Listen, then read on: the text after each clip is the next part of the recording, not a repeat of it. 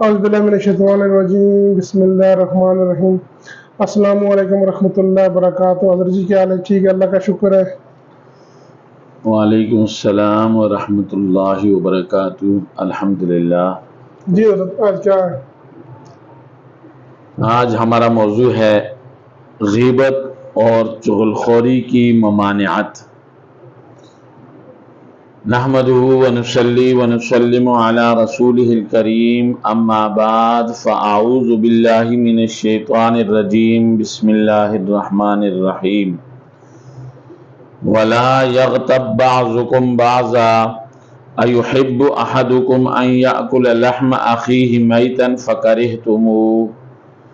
قال النبی صلی اللہ علیہ وسلم کل المسلم علی المسلم حرام دمہ ومالہ وعرضہ، او کما قال علیہ الصلاۃ والسلام۔ آج ہمارا موضوع ہے غیبت اور چغلخوری کی ممانعت کے بیان میں۔ سبحان اللہ۔ غیبت کی تو اللہ تعالیٰ نے بطور خاص قرآن مجید میں مذمت بیان فرمائی ہے، اور اسے مردار کے گوشت کھانے سے تشبیہ دی ہے۔ اللہ جل شانہ کا ارشاد ہے وَلَا يَغْتَبْ بَعْضُكُمْ بَعْضًا أَيُحِبُّ أَحَدُكُمْ أَن يَأْكُلَ لَحْمَ أَخِيهِ مَيْتًا فَكَرِهْتُمُوهُ، اور کوئی کسی کی غیبت نہ کرے۔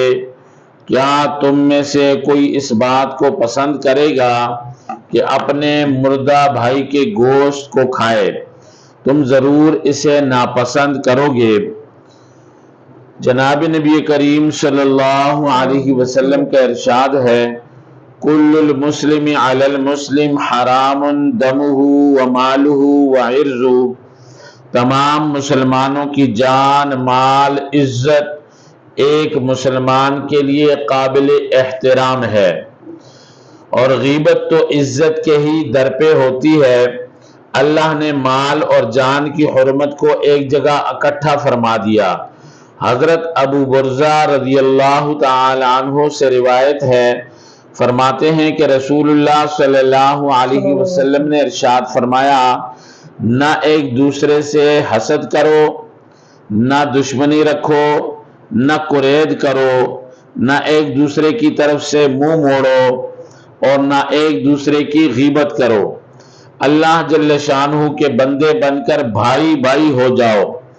حضرت جابر رضی اللہ تعالی عنہ اور حضرت ابو سعید خدری رضی اللہ تعالی عنہما سے روایت ہے، فرماتے ہیں کہ اللہ جل شانہ کے رسول اللہ صلی اللہ علیہ وسلم نے ارشاد فرمایا کہ غیبت سے بچو، کیونکہ غیبت زنا سے بھی زیادہ سخت ہے۔ اس لیے کہ آدمی زنا کرتا ہے تو اس سے توبہ کر لیتا ہے، اور اللہ تعالیٰ بھی اس کی توبہ قبول کر لیتا ہے۔ غیبت کرنے والے کی بخشش نہیں ہوگی جب تک کہ وہ مالک سے معافی نہ مانگے۔ حضرت انس رضی اللہ تعالی عنہ فرماتے ہیں کہ رسول کریم صلی اللہ علیہ وسلم نے ارشاد فرمایا کہ معراج کی رات میرا گزر ایسے لوگوں پر سے ہوا جو اپنے ناخنوں سے اپنے چہروں کو چھیل رہے تھے۔ میں نے کہا جبرائیل یہ کون لوگ ہیں؟ انہوں نے بتایا کہ یہ وہ لوگ ہیں جو لوگوں کی غیبت کیا کرتے تھے اور ان کی عزتوں کے در پہ ہوتے تھے۔ حضرت سلیمان بن جابر رضی اللہ تعالی عنہما فرماتے ہیں کہ میں نے نبی اکرم صلی اللہ علیہ وسلم کے سامنے عرض کیا کہ مجھے کوئی اچھی بات بتائیں جس سے میں فائدہ اٹھاؤں۔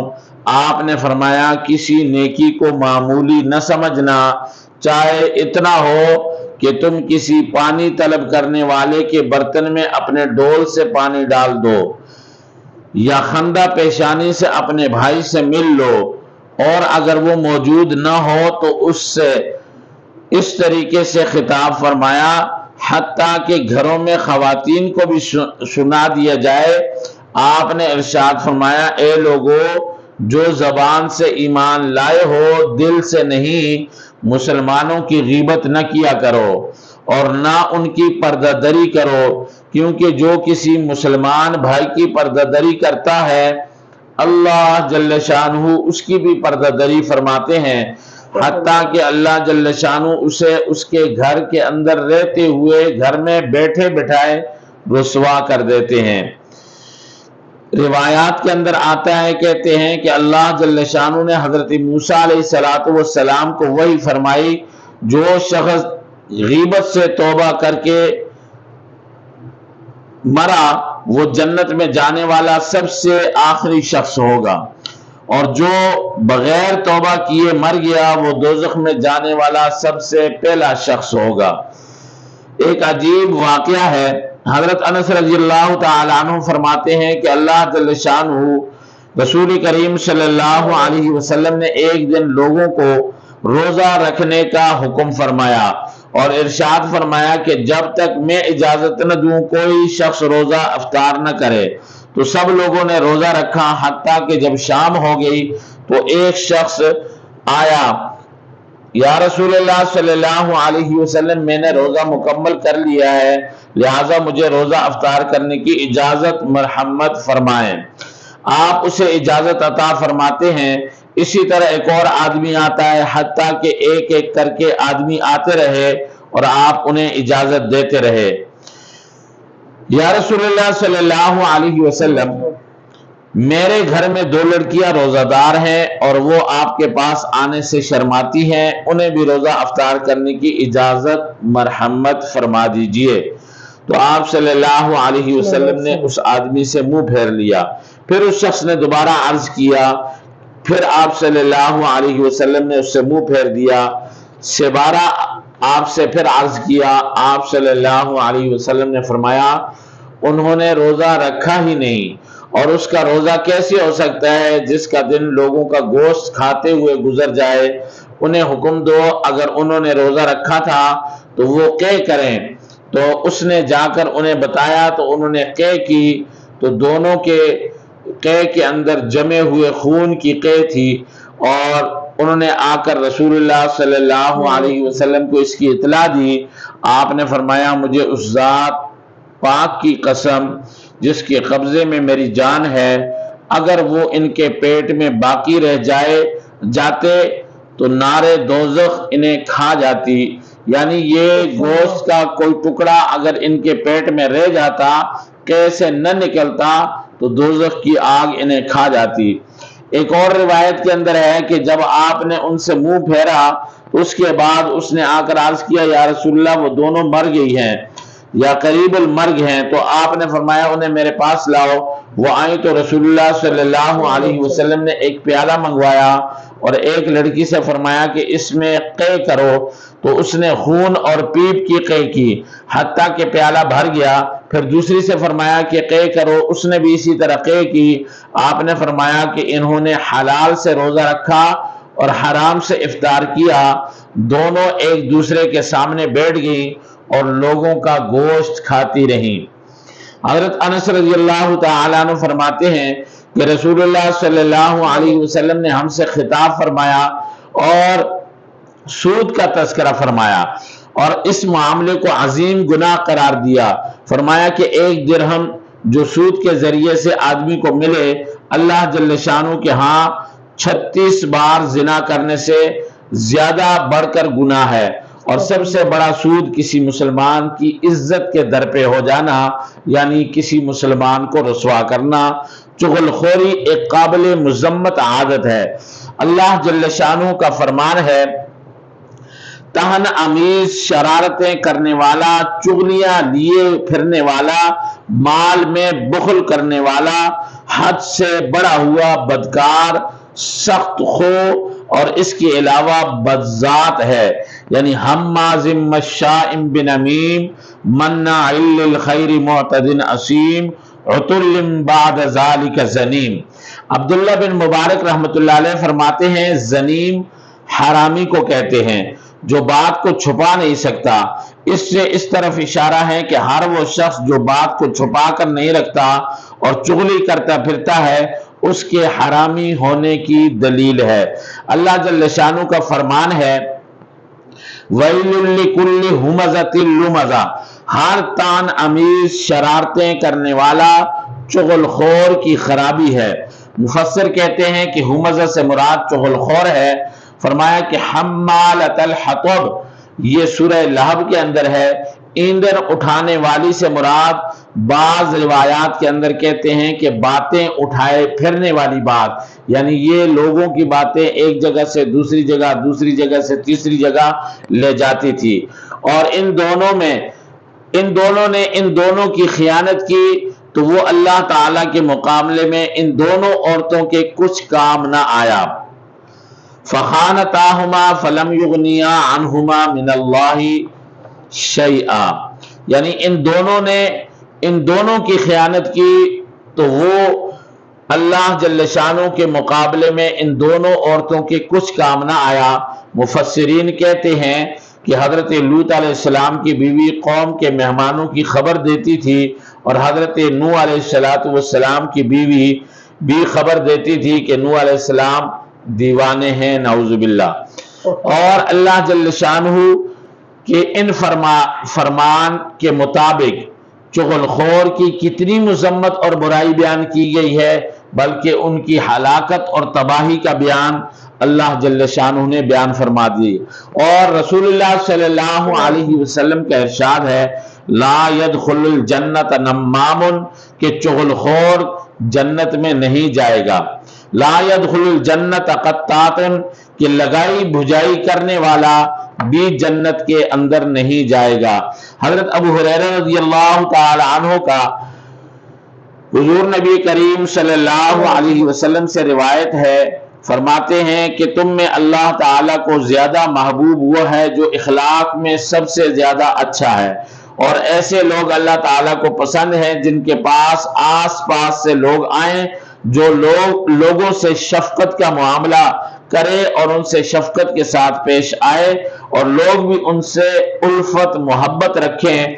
اور تم میں سے نہایت پسندیدہ اللہ جل شانہ کے ہاں وہ آدمی ہے جو چغلی کرتے پھرتے ہیں، بھائیوں میں پھوٹ ڈالتے ہیں، پاک دامن لوگوں کی برائیاں کرتے ہیں۔ اللہ کے رسول صلی اللہ علیہ وسلم کا ارشاد ہے، کیا میں تمہیں نہ بتاؤں کہ تم میں سے سب سے زیادہ شریر کون ہے؟ صحابہ نے عرض کیا، یا رسول اللہ صلی اللہ علیہ وسلم ضرور بتائیے۔ آپ نے فرمایا، چغلی کرتے پھرنے والا، دوستوں میں پھوٹ ڈالنے والا، پاک دامنوں میں عیب نکالنے والا اور ان کو تلاش کرنے والا، یہ سب سے برا اور سب سے شریر آدمی ہے۔ حضرت ابو ذر رضی اللہ تعالی عنہ فرماتے ہیں کہ رسول اللہ صلی اللہ علیہ وسلم نے ارشاد فرمایا، جو کسی مسلمان پر ناحق عیب لگانے کے لیے کوئی بات مشہور کرتا ہے، اللہ جل شانہ اسے روز قیامت دوزخ کی آگ میں رسوا کرے گا۔ حضرت ابو دردہ رضی اللہ تعالی عنہ فرماتے ہیں، آپ صلی اللہ علیہ وسلم نے فرمایا، جو شخص رسوا کرنے کے لیے کسی پاک دامن کی دنیا میں کوئی بات مشہور کرے گا تو اللہ جل شانہ کو حق حاصل ہے کہ روز قیامت دوزخ میں اسے رسوا کرے۔ حضرت ابو ہریرہ رضی اللہ تعالی عنہ فرماتے ہیں کہ رسول اکرم صلی اللہ علیہ وسلم نے فرمایا، جو شخص کسی مسلمان کے بارے میں ناحق گواہی دے، اسے چاہیے کہ وہ اپنا ٹھکانہ جہنم میں بنا لے۔ کہتے ہیں کہ 1/3 عذاب قبر چغل خوری کی وجہ سے ہوتا ہے۔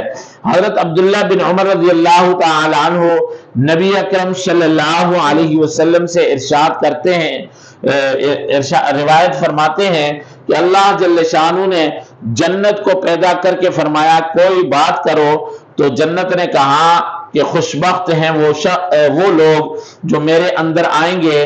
تو اللہ جل شانہ جبار جل جلالہ نے ارشاد فرمایا، مجھے اپنی عزت کی قسم، جلال کی قسم، تمہارے اندر 8 طرح کے لوگ داخل نہیں ہو سکیں گے۔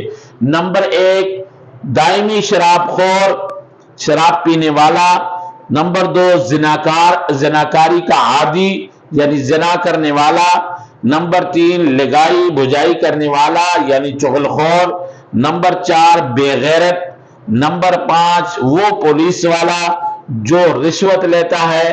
नंबर 6 हिजड़ा जो बुराई के काम करता है। नंबर 7 क़ता रहमी करने वाला। नंबर 8 वो जो अल्लाह की कसम खा कर कहे कि मैं ऐसा ऐसा काम नहीं करूंगा फिर भी उस पर पूरा न उतरे। ये 8 किस्म के लोग जन्नत में दाखिल नहीं होंगे। अल्लाह जल्ल शानु मुझे आप सबको चुगलखोरी से बचने और अल्लाह जल्ल शानु को राजी करने और आप सल्लल्लाहु अलैहि वसल्लम के बताए हुए तरीके पर अमल करने की तौफीक नसीब फरमाए और अपने भाइयों और तमाम मुसलमानों के पर्दापोशी की तौफीक नसीब फरमाए और एक दूसरे का लिहाज रखने, उनके साथ हमदर्दी करने, उनकी खैरखाई करने और उन्हें सीधा रास्ता बताने की तौफीक नसीब फरमाए। जो हजरात हमारे इस चैनल को देख रहे हैं वो इसको सब्सक्राइब भी करें, लाइक भी करें, शेयर भी करें। अल्लाह हम सब का हामी और नासिर हो।